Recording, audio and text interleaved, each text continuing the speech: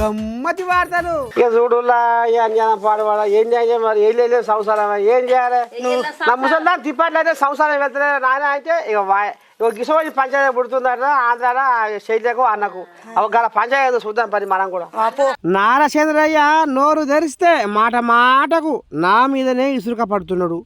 ఏమన్నంటే mega DSC notification వేయలేదని నిరుద్యోగులతోటి నా బూరు వీకి చారు కాపిస్తుండు. శైలే నా తోడ పుట్టినందుకన్నా జర నారచంద్రయ్యను ఉతికారేసెళ్ళి ఏనుగు రొంపిలో కూరకపోతే కాకి కూడా లోకివే అన్నట్టు చేయక్షెళ్ళి మన కుటుంబ వ్యవహారాలు మనసులో పెట్టుకొని ఏమంటున్నా నారచంద్రయ్య మీద మన్ను దుమ్ము ఎత్తిపోసుకుంటా నాకు సపోర్ట్ చేయి చెల్లె షర్మిల అంటే ఏరుకొని తినే పక్షి ముక్కున ముళ్ళిరిగినట్టు అన్న జగన్ గుండెలో బాణం దింపి అన్న శత్రువును ఏ రకంగా కొడుకు పెళ్లికి రమ్మంటుందో చూడురులో అమ్మా ఓ షర్మిలాక ఏందన్నట్టమ్మా కథ నారచంద్రయ్యను నీ కొడుకు పెళ్లికి పిలిచినావా మరి ఇంతకు ఎట్టటి సంగతి చెప్పామా?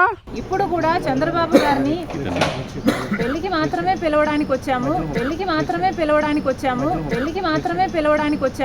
రాజశేఖర రెడ్డి గారు కూడా తన సొంత పిల్లల పెళ్లికి కూడా చంద్రబాబు గారిని ఇన్వైట్ చేయడం జరిగింది. చంద్రబాబు గారు కూడా రావటం జరిగింది, మమ్మల్ని ఆశీర్వదించడం జరిగింది.